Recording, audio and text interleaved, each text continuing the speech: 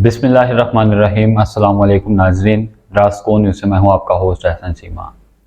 नाजरीन, गुज़श्ता रोज़ पाकिस्तान के मारूफ कालम नगार मुमताज़ शफ़ी ने अपने कालम नए ज़ाविये में लाडले मियाँ मोहम्मद नवाज शरीफ को वो किस्सा याद करवाया है जिसको सुन लेने से आम फहम के आदमी को भी मालूम हो जाएगा कि मियाँ मोहम्मद नवाज शरीफ कितना बड़ा सियासतदान या अवामी लीडर है। ये भी मालूम हो जाएगा कि इक़्तिदार तक पहुँचने के लिए मियाँ मोहम्मद नवाज शरीफ सियासत का रास्ता इख्तियार कर रहे हैं या हमेशा से बैसाखियों और आसरों के बलबूते पर कुछ देर इख्तिदार में रहते हैं फिर अचानक खुद साख्ता मुल्क बदली इख्तियार कर लेते हैं। ये फैसला आप वीडियो देखने के बाद करेंगे कि शरीफ फैमिली पाकिस्तान में सियासत करने आती है या कारोबार। नाज़रीन, ये वीडियो देखने के बाद आपके सामने ना सिर्फ 75 साल पाकिस्तानी निज़ाम नंगा होगा बल्कि और भी बहुत ज्यादा चीजें आपके 14 तबक रोशन कर डालेंगे। नाज़रीन, कालम नगार मुमताज शफी लिखते हैं कि 1993 के इंतखाबात में मियाँ मोहम्मद नवाज शरीफ ने भरपूर इलेक्शन मुहिम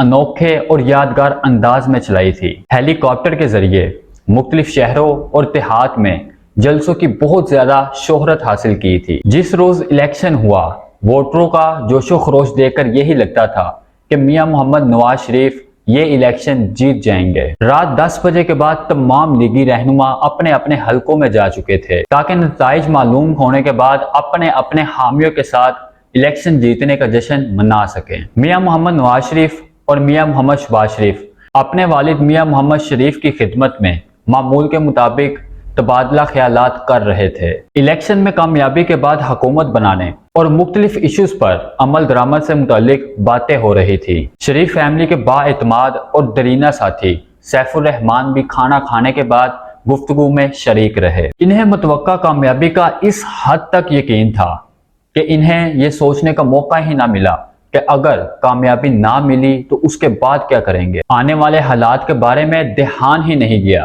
ताहम चंद घंटों बाद मुख्तलिफ सूरत हाल का सामना करना पड़ा। जानते कब थे नया शहर बसाने वाले, हादसे होंगे गुमान तक में न आने वाले।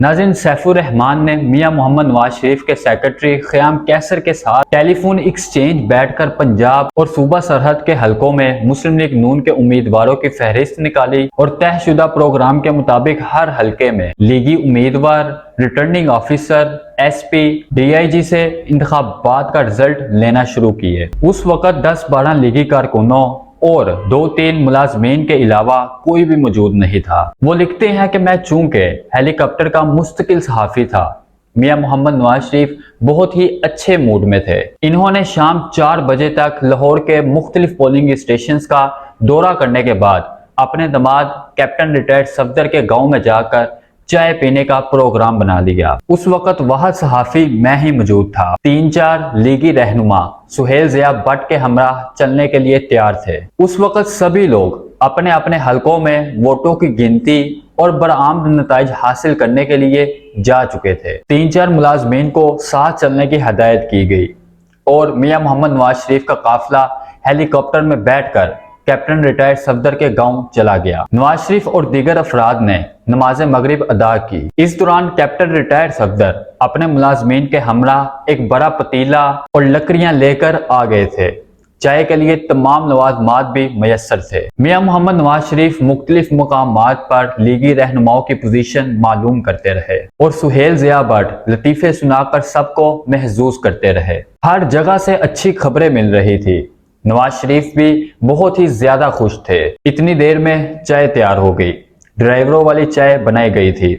खाने में सैंडविचेस और समोसे भी दिए गए। नाज़रीन, मुमताज शफी लिखते हैं कि तकरीबन 8 बजे वहां से वापसी का सफर शुरू हुआ। लाहौर पहुंचकर नवाज शरीफ के उस काफिले का खैर मकदम शहबाज शरीफ और उनके मुलाजमीन ने किया, जिसके बाद मियाँ मोहम्मद नवाज शरीफ अपने वालिदैन, बेगम साहिबा और बच्चों से मिलने चले गए। फिर इसके बाद सैफुर रहमान और क़याम कैसर का रिजल्ट प्रोग्राम शुरू हुआ। रात तकरीबन 12:30 बजे सैफुर रहमान खुशी से सरशार मुबारक हो मियाँ साहब, मुबारक हो, मुबारकां जी मुबारकां के नारे लगाते हुए टेलीफोन एक्सचेंज से बरामद हुए और मियाँ मोहम्मद नवाज शरीफ से मिलने घर के अंदर चले गए। शहबाज शरीफ ने बताया कि हमें 54% सीटों पर कामयाबी हासिल हुई है। जिन हलकों के रिजल्ट अभी तक नहीं मिले वो सिर्फ चंद एक हलके हैं। चंद लीगी रहनुमाओं को जब ये इतलाह दी गई तो हर तरफ से मुबारकबाद के पैगाम आने लगे। शहबाज शरीफ ने कहा कि भाई मठियाई मंगवाओ।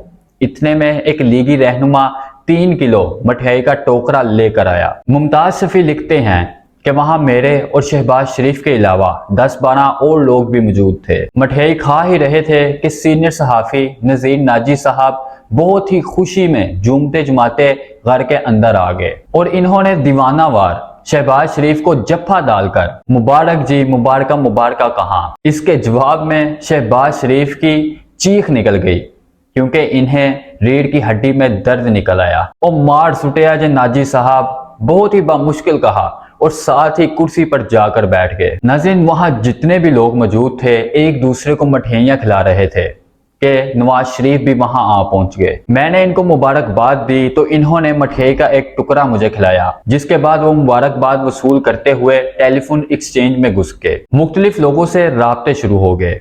मुबारकबादों का सिलसिला उस वक्त कम हुआ जब ये तशवीश होने लगी कि टेलीविजन पर लीगियों की कामयाबी की खबरें बहुत कम आ रही हैं। टेलीफोन एक्सचेंज के अराई 3 फुट के शीशे से अंदर देखा जा सकता था। उस वक्त शहबाज शरीफ अंदर एक कुर्सी पर बैठे थे और एक कारकुन इनकी कमर को दबा रहा था। चंद लम्हों के लिए वो अंदर मियां मोहम्मद नवाज शरीफ से मिलने गए।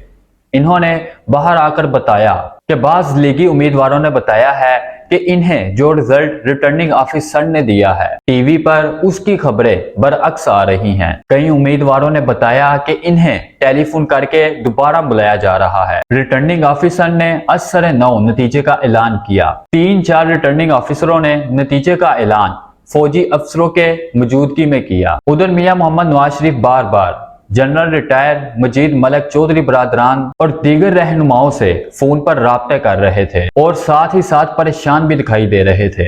इन्हें कुछ समझ नहीं आ रही थी कि यह सूरत हाल क्यों पेश आ रही है। मियां मोहम्मद शहबाज शरीफ ने यह बात अपने वालिद मियां शरीफ को बताई तो इन्होंने आर्मी चीफ जनरल काकर से बात करने का मशवरा दिया। कई बार फोन करने पर जनरल काकर से बात हुई तो इन्होंने मियां मोहम्मद नवाज शरीफ को खामोश और सुकून से टीवी पर इलेक्शन सुनने का मशवरा दिया। मियां मोहम्मद नवाज शरीफ ने जब कुछ देर बाद दोबारा राब्ता किया तो मालूम हुआ कि जनरल साहब सोने के लिए बेडरूम में चले गए हैं और अगर मजीद बातचीत करनी है तो सुबह 11 बजे इस्लामाबाद पहुंच जाएं। मुमताज शफी लिखते हैं कि रात 2:30 बजे मियां मोहम्मद नवाज शरीफ तहज्जुद पढ़ने के लिए वापस आए। नवाज शरीफ इनके पास आए।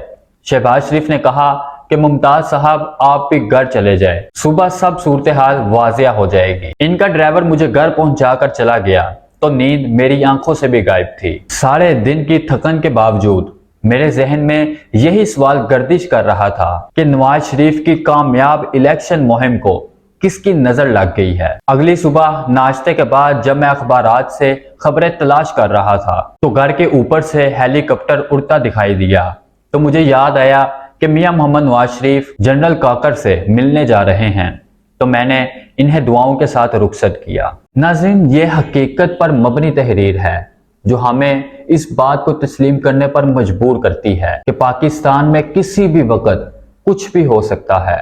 बहरहाल 6 अक्टूबर 1993 को मुनक्किद होने वाले इंतखाबात में मुस्लिम लीग नून के बजाय पीपल्स पार्टी ने कौमी असम्बली की काफी नशिस्तें हासिल की, मगर वो इतनी ना थी कि पीपल्स पार्टी अपनी हुकूमत बना सके। चुनाचा पीपल्स पार्टी ने कौमी असम्बली की दूसरी छोटी जमातों के साथ इत्तेहाद बनाकर अपनी हुकूमत कायम कर ली और बेनज़ीर दूसरी मरतबा मुल्क पाकिस्तान की वज़ीर आज़म बनी और मुस्लिम लीग नून ने बेनज़ीर हुकूमत में हज़ब मुखालिफ का किरदार संभाल लिया। अल्लाह हम सब का हामी नासिर हो। दोबारा मुलाकात होगी नई वीडियो के साथ। तब तक के लिए अल्लाह हाफिज़। पाकिस्तान जिंदाबाद।